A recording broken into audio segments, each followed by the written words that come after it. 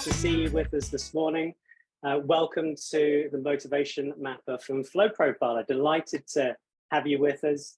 As I said before, we do have a lot of people around from Australia, New Zealand,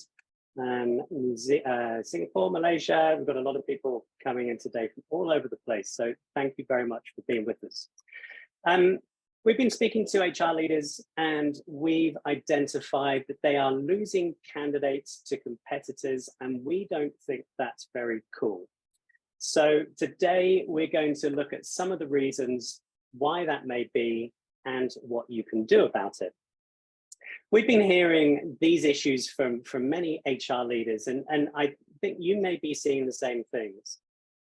Where have all the candidates gone? So many organizations that I'm speaking to at the moment are having this issue. Pre-COVID, they would put a job advert out on Seek or Indeed or wherever they wanted to put that out, and they would have to turn it off after a couple of days because they were getting so many candidates that actually it was causing an issue. Post-COVID, the number of candidates has reduced significantly, in some cases down to zero. The second is how do we make our organization more attractive? And actually, if we think about that, the reason why we want to make our organization more attractive is because of our competitors. And those competitors can come from anywhere. Companies in the same industry, companies in a different industry. We've seen lots of hopping around from individuals looking for a different type of industry from the one they're looking at the moment. Former employers. We're seeing lots of boomerang employees at the moment going back to previous employers. I know at least two on this call today who are in the process of doing that. Even family. It's not something you'd necessarily think of, but the family of the candidates can be a competitor. COVID threw up so much disruption, and people can move. The flexibility, the working remotely, all of those aspects has allowed working couples to actually shift how they're working, who they're working for, and where they're working for. So actually the family, you're competing against other family members who might be moving interstate or even different countries. And this last aspect of how can we find and hire the right talent? And I honestly think that this has been the same goal for organizations for maybe 150 years. You know, it's been a long, long time. Who are they? How to find them? And it's really difficult for HR teams that don't have that process for making sure that they're recruiting the right people. So it's really, really tough, but you're not alone. The industry benchmark survey from the Australian HR Institute and Elmo, you may have seen this last year. It is 300 pages long. So if you do want to read it, I block out a couple of weeks to actually get through it. But the statistics, the information there are absolutely fantastic. The top 3 recruitment challenges: facing a skilled shortage, competition for talent, and attracting the right candidates. They are all there or thereabouts. Half of the respondees were saying that these are top issues for their organization. And all 3 of those metrics are up year on year. It's a common theme, and it really is something that's affecting most organizations at the moment. But actually what we've found is that this is all part of a much bigger problem. We wouldn't need to be recruiting so much if staff retention was higher. And I'd really like to hear from you guys. Jump into the chat. Can you relate to this? Is this an issue for your organization? I'll give you a second. Just jump into the chat. I'd love to understand what's actually happening for you at the moment. Is this an issue about recruiting so much, and you could actually fix that with staff retention?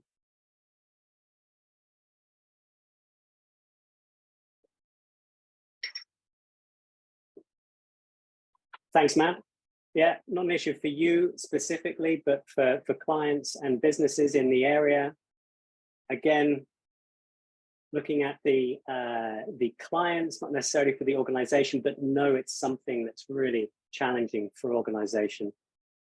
Super hard to keep the good ones.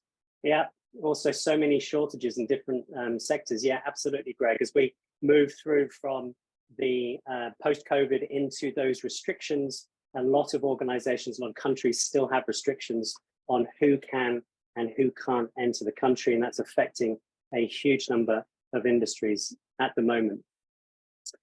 And thanks, Sham. Yeah, if retention is keeping the right talent, you're absolutely right. Retention is the key to stop competitors stealing your candidates, because if you don't need candidates, competitors aren't going to steal them. It's that simple. And when staff attrition is high, HR teams and hiring managers are constantly recruiting. So for every staff member lost, as I said, it really compounds the problem. And this issue of the lack of candidates differentiating your organization and making sure that you're hiring that right talent. There are a huge number of people chasing their tail with this because of this at the moment. I'll get my slides to move. Okay. So to strengthen the recruitment process and make sure that you are getting the right people into your company, we've actually identified a different way to engage your candidates. Firstly, you customize the experience for every candidate. Sounds hard, but in reality, there's a way of doing that quite easily. Bring something genuinely different to the conversation as you're walking the candidates through that recruitment process. And allow the candidate to understand how the role applies to them. Help the candidate envision what it's going to be like working for you. But the big outcome is this: if we can do these three things, then there's a better chance of keeping the candidates engaged in the recruitment process and away from your competitors. Okay, so the workshop today, it's great to see so many people joining us as we're going through as well. The session is aimed for HR directors looking for a new way to boost candidate engagement in the recruitment process. And to be upfront, we have a hidden agenda as well.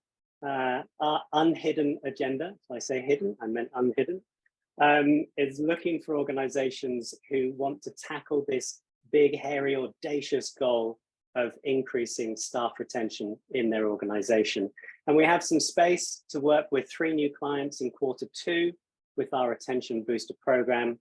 So if this is you, then by all means, there'll be a time at the end to book a session just to have a chat and see if or how we can help implement some of these strategies and ultimately increase your staff retention.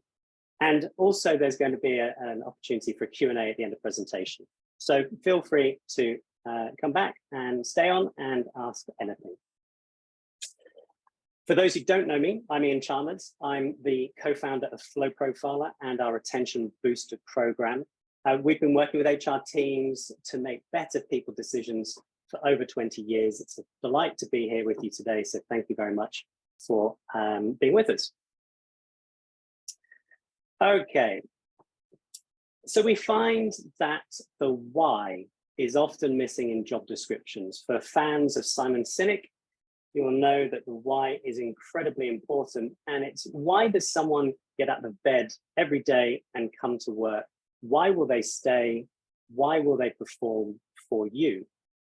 And uncovering what motivates your candidates makes it easier to make your role stand out in a beauty parade. Because if there's one thing we know with the candidate market at the moment, is that candidates are very likely to have multiple job offers on the table. And if they can relate more closely to your role, then it's going to help them to choose you.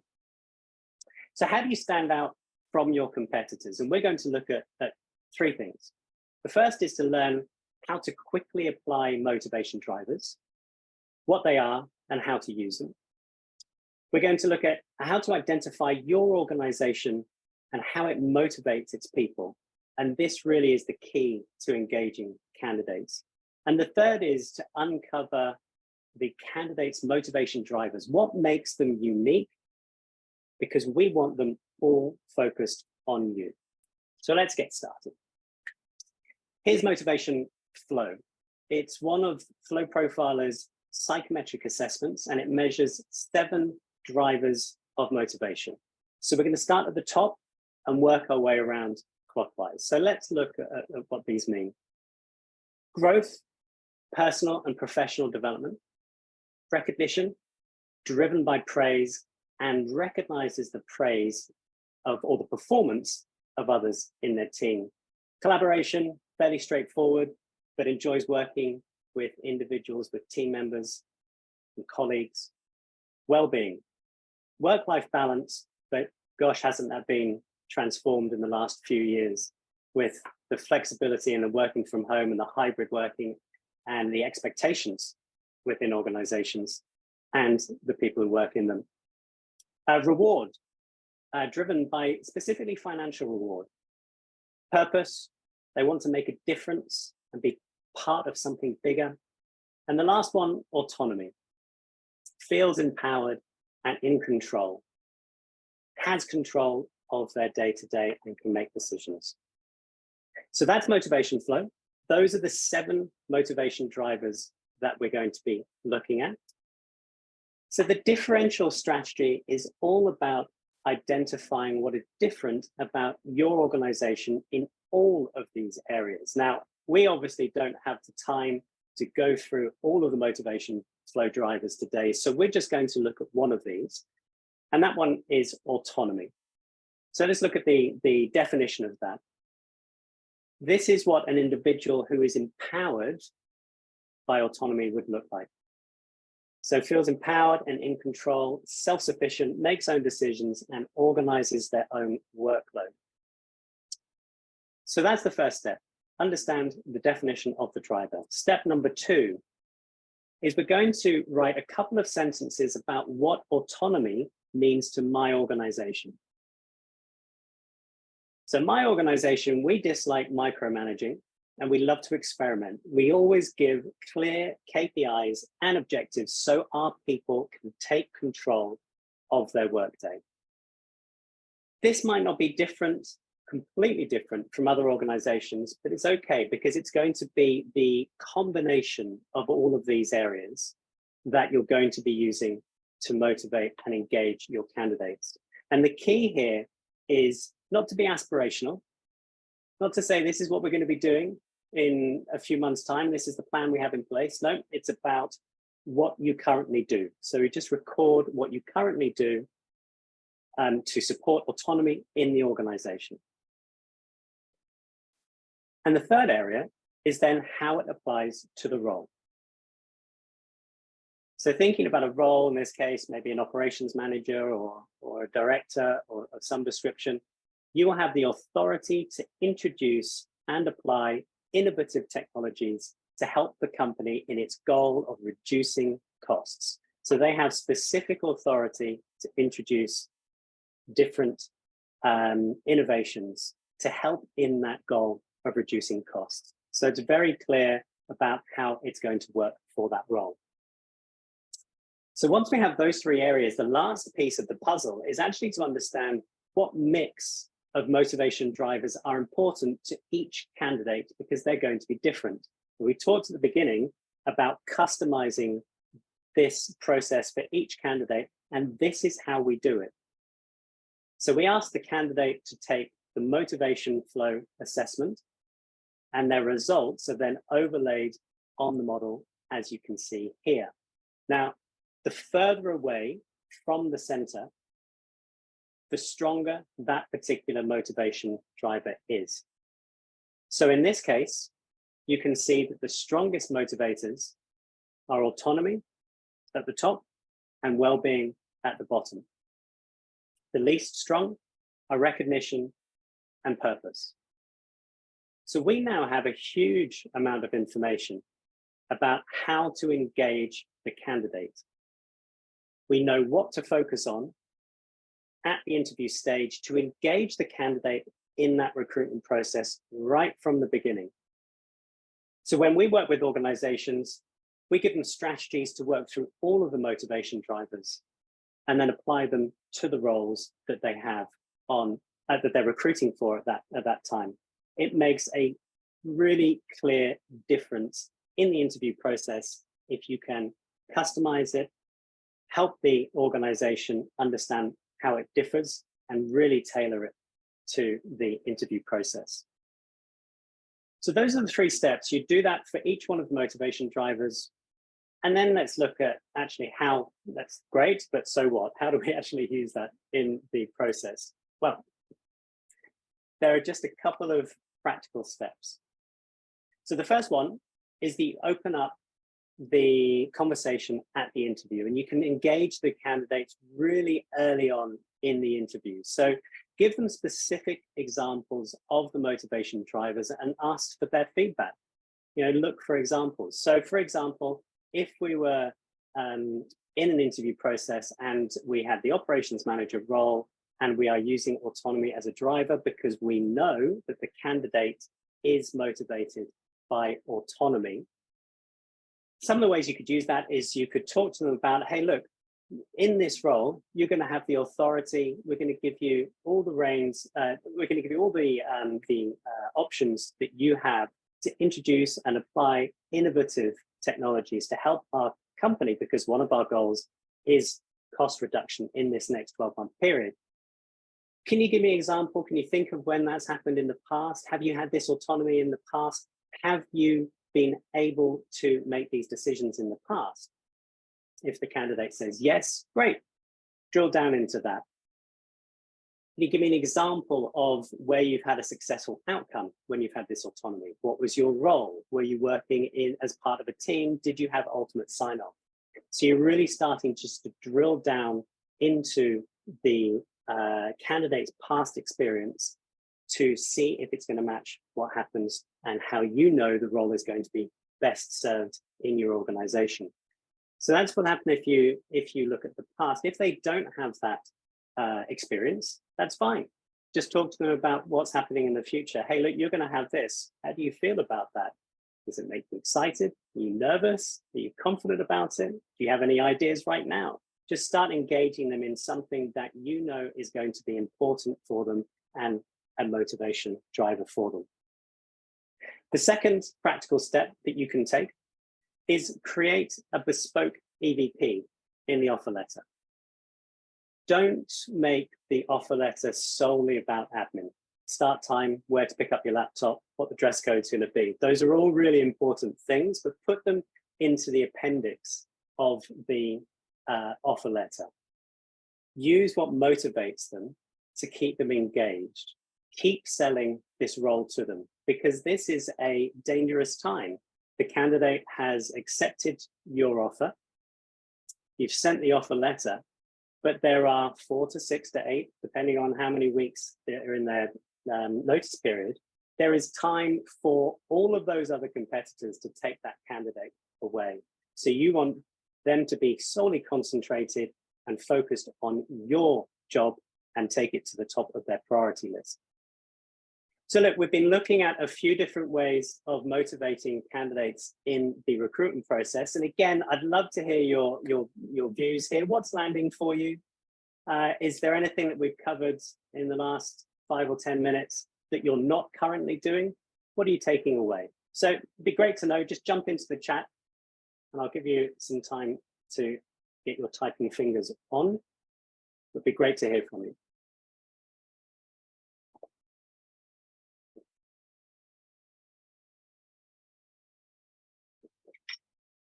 What's jumping out at you at the moment?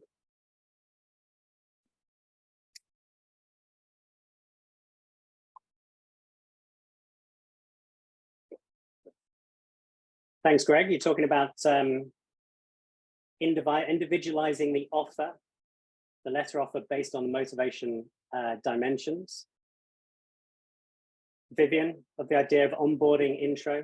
Yeah, absolutely. Getting that into this kind of this dangerous period of where we're in biggest danger probably of losing the candidate back to the organization that they're currently working for, because they're working there every single day. Joe, yeah, like the emphasis in the cover letter. Yeah, fantastic. Great. So yeah, really looking at that, putting it into the EVP, that customized EVP, making sure that they are continuing to structure and get some value and are excited about the role when they're going to get into it. Okay, so we've talked a lot about motivation today, and I wanted to give you some context about how it fits into the greater retention storyline. So we work with HR teams to build capability in their organizations. And our aim is to retain more talent in your company. And we do that using a fit, build, grow framework. So we start by teaching strategies to acquire, engage, and then invest in the right people. And when you find the right people, you get this natural fit into the role. Once you've got that fit, you can engage them to build high-performing individuals and teams. And this really sets the bedrock so you can invest in people to power your organization's growth. And we know it's every organization's goal to hire the right people. So we start by strengthening that recruitment strategy with a proven system to help managers. We create behavioral benchmarks to build a robust picture of who's going to succeed in the role and help interviewers really drill down with targeted behavioral questions, a little bit like we were talking about a second ago. We'll then help the HR and hiring managers become experts in selecting the right people by removing some of that natural bias and using the benchmark to support the decisions for which candidate you think is going to be best for your organization. And once you've got that fit, it's time to engage. So the first 90 days is absolutely critical. And we want to make sure that people are embedded into the organization so that they stay with you. So we help managers fast track the relationship between their new employee, their new team member, and themselves, with behavioral reports about their new team members and uncovering what energizes with the motivation drivers. We've talked a lot about motivation this morning in the recruitment process. It is as important when you're bringing someone in so that a manager can understand how to get the best from each one of their team members. And everybody has aspirations, and it's about matching those aspirations with the organization's vision, mission, values. And that's what we hope to inspire high performance. And once you've got those individuals in place, it's then about investing in the future, investing in your people. So the competition for talent, as we've talked about, is so high, and investing will increase retention and help your organization to grow. So we enable your managers to have those one-on-one development conversations. We strengthen culture by looking at teams, how they collaborate, how they communicate, and we plan for growth with a succession planning structure that's going to save time and money and help build some of those career paths for people within the business. But ultimately, we support you to retain more talent in your organization, and we build the capability inside your business in order to do that. So we've looked at motivation today. It's just a very small slice into a couple of different areas with how we work with in the selection and the interview. But I guess, you know, there's the reality is that organizations need to constantly innovate to increase their retention rates. Constantly moving, and we need to move with that. It's going to reduce the chance of losing employees and candidates to competitors. And I guess you have a couple of different choices here. The first is you can stay where you are. Maybe a retention plan is really working for you at the moment. And if it is, fantastic, congratulations. We'd love to hear success stories. If there is something you'd like to do, it's to book out a time to map out a plan about where you want to be at the end of 2023 with your people retention, then feel free to grab your camera on your phone and scan the QR code. It'll take you straight through to my diary, and we can book in a session there. And it was really just to understand what it is, where you are now, and where you're going to be at the end of 2023. And we can see if or how we can help. So I said earlier that there was going to be an opportunity for some Q&A. So I'm going to leave the session open for a few minutes to respond to any questions you may have, but I'll leave it over to you, add them into the chat box, and we'll go through some of those questions. I'll leave it open for a few minutes.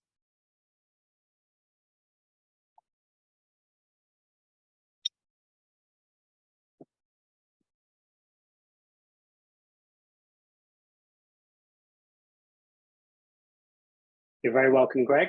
Thank you. Thank you for your contributions.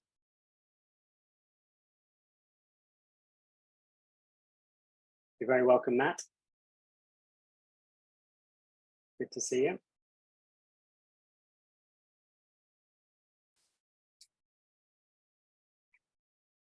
Thanks, Pat. Thanks, Joe. Okay, well, it looks like, unless there are any other questions, you're very welcome, Marla. Very welcome, Hassan. Thank you, Patty. Thank you, Fiona. Thanks, Vivian. All right, thank you. Other than thank you to everybody. Thank you very much for joining me, everybody. My name's been Iain Chalmers, and I hope you have a great day. Thank you.